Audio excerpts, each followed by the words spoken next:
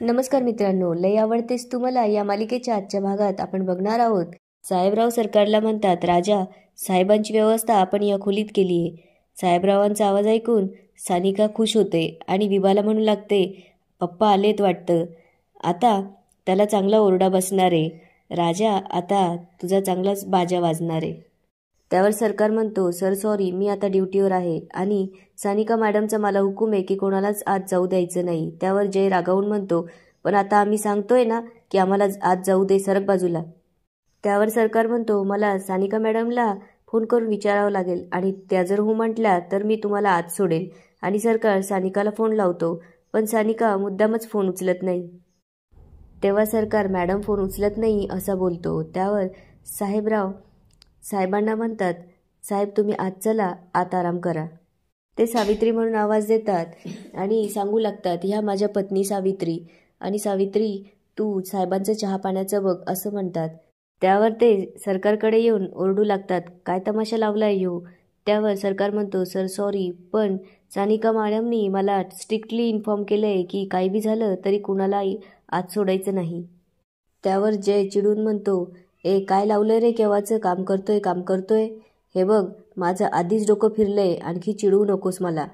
सरकार मात्र ऐकायला तयार नसतो. त्यावर जय म्हणतो, तुला असं नाही समजणार, आणि तो काठी घेऊन येतो आणि सरकारच्या हातावर मारू लागतो. त्यावर सरकार म्हणतो, तुम्ही काही बी केलं ना, पण जोवर सानिका मॅडम सांगत नाही तोवर मी कोणालाच आत सोडणार नाही. त्यावर जय चिडतो आणि त्याच्या हाताला लायटरचा झटका देऊ लागतो. तेवढ्यात सानिका विभाला विचारू लागते की आवाज का बंद झालाय सगळ्यांचा, आणि ती घाबरते. साहेबराव सरकारला म्हणतात, गपगुमान बाजूला हो, नाहीतर धक्के मारून बाजूला करेल. तेवढ्यात सानिका दरवाजे उघडून बाहेर येते आणि जयच्या हातातलं लायटर बाजूला फेकते. सानिका पुढे बोलू लागते, मीच त्याला इथं थांबायला सांगितलं होतं, त्यात ह्याची काही बी चूक नाहीये. त्यावर साहेबराव त्याला विचारू लागतात, असं का सांगितलं तू त्याला. त्यावर सानिका म्हणते, ते मी तुम्हाला नंतर सांगेल, माझं एक सिक्रेट आहे, कळलंच तुम्हाला ते रात्री. पुढे ती जयला म्हणू लागते, दादा तो सांगत होता ना मी सांगितलंय त्याला, मग जरा ऐकत जा की, आणि लगेच मारामारीवर काय येतोय, असं हाताला चटका कोण देतंय, सॉरी म्हण त्याला. त्यावर जय म्हणतो, मी सॉरी म्हणू आणि ह्याला का म्हणून. त्यावर सानिका म्हणते, चूक झाली ना तर माणसाने माफी मागावी, आणि माफी मागण्याने कोणी लहान होत नसतं. सानिका म्हणते, सॉरी म्हण आधी त्याला. त्यावर जय सॉरी म्हणून रागात तिथून निघून जातो. पुढे साहेबराव सानिकाला म्हणतात, आम्ही जयला राजाची माफी मागायला दिली कारण त्यात त्याची चूक होती, कारण त्याने राजाचा अपमान केला होता, पण आमच्या पाहुण्यांचा जो अपमान झालाय त्याचं काय. त्यावर सानिका म्हणू लागते, ह्यात त्याची काही चूक नाही आणि मी माफी मागते काकांची, आणि तिथून ती आणि साहेबराव निघून जातात. इकडे सानिकाची आई साहेबांना चहा पाणी देत असते. तेवढ्याच सानिका तिथे येते आणि साहेबांची माफी मागू लागते, काका खरंच सॉरी, माझ्यामुळे तुम्हाला त्रास झाला आणि तुम्हाला बाहेर उभं राहावं लागलं. साहेबराव साहेबांना म्हणू लागतात, माफ करा साहेब, थोडी तुमची गैरसोय झाली, पोरांचं ना काही चालूच असतं. त्यावर साहेब इट्स ओके म्हणतात. सानिका सरकारकडे येऊन म्हणते, एक विचारू का तुला, एवढ्या किरकोळ कारणासाठी एवढा मार खाल्लास. त्यावर सरकार म्हणू लागतो, माझ्यासाठी शब्द म्हणजे शब्द, मी तुम्हाला काही बी झालं, माझा जीव जरी गेला तरी तुमचा शब्द कधी मोडणार नाही. इकडे जय रागावलेला असताना आत्या त्याच्याजवळ येऊन म्हणते, जय अरे काय करतोयस तू, असं स्वतःला का त्रास करून घेतोय. त्यावर जय म्हणू लागतो, मग काय करू, तू बघितलंस ना आता त्या दीडदमडीच्या पोरासाठी मला सॉरी म्हणावं लागलं मला.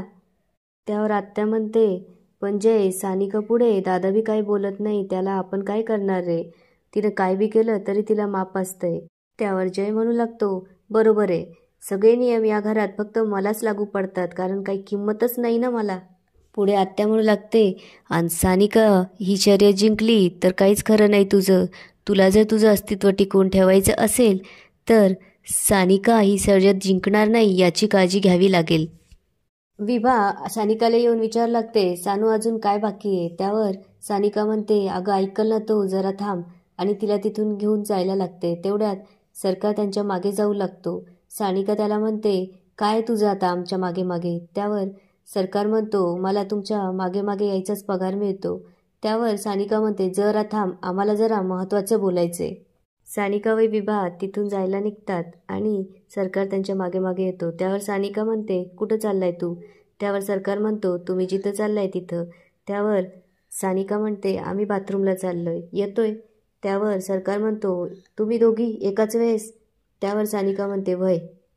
विभा आत जाऊन सानिकाला म्हणू लागते अगं कसलं भारी ह्यो, तुला एकटीला 1 मिनिटं पण सोडत नाही. त्यावर सानिका म्हणते अगं हळू बोल. सानिका म्हणते इथं आपण मम्मी पप्पाच्या वाढदिवसाच्या लग्नाची तयारी करतोय आणि तू त्याचं काय बोलतेस. त्यावर विभा म्हणते पण काही पण म्हण, तुझ्यासाठी त्याने मार खाल्लाय. सानिका आणि विभा आत वाढदिवसाच्या तयारीचा प्लॅन करत असतात. त्यावेळेस सरकार बाहेर उभा असतो आणि तेवढ्यात सानिकाची आई तिथनं जात असते. सरकारला पाहून त्याच्या जवळ येते आणि विचारू लागते अरे इथं का उभा आहेस तू. त्यावर सरकार म्हणतो ते विभा आणि सानिका मॅडम आत आहे. त्यावर सानिकाची आई म्हणते आत आणि दोघी, आणि ती जाऊन सानिकाला आवाज देऊ लागते. सानिका व विभा बाहेर येतात. सानिकाची आई तिला विचारू लागते काय चाललं होतं तुमचं. त्यावर सानिका म्हणते ते आमचं सिक्रेट होतं असं बोलून तिथून निघून जाते. त्यावर सानिकाची आई तिला आवाज देते, तिच्या मागे जाते. विभा सरकारला म्हणते लई लागलंय का तुला. त्यावर सरकार म्हणतो एवढं काही नाही, मला चटके खाण्याची सवय लागली आहे.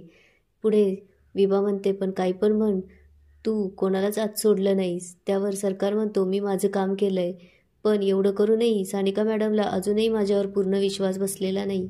इकडे सानिका आणि विभा बसलेली असताना सानिकाला सरकारची आठवण येते आणि ती त्याला विचारू लागते विभा अगं सरकार कुठे गेला, मगासपासून तो माझ्या मागे मागे करत होतास आणि अचानक कुठे गेला. त्यावर विभा बोलू लागते तो एवढ्या वेळ तुझ्या मागं मागं करत होतास तेव्हा तू त्याला हाकलून देत होतीस आणि आता तो नाही येत तो त्याचा एवढा विचार करतीस होय. सानिका विभाला म्हणते तू आवर मी आलेच असं म्हणून ती सरकारच्या खोलीत त्याला बघण्यासाठी जाते. तेव्हा सरकार त्याच्या हाताला मलम लावत असतो. तेव्हा सानिका तिथे जाऊन त्याच्या हातावर पट्टी बांधते. सरकार तिला थँक्स म्हणतो आणि याच ठिकाणी आजचा एपिसोड संपतो. आता पुढे काय होणार ते बघूया उद्याच्या भागात. धन्यवाद.